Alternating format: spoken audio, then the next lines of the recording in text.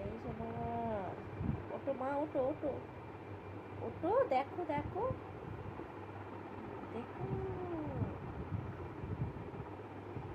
তুমি আজকে জন্মদিন বাড়ি গিয়েছিলে, কি খেয়েছো? আমি ভাত খেয়েছি, ভাত, এই তো বললে।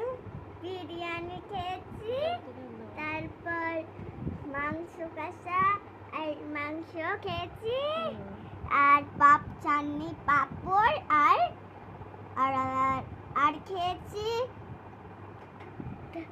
পায়েস। আর মিষ্টি দেয়নি? হ্যাঁ মিষ্টি দিয়েছিল?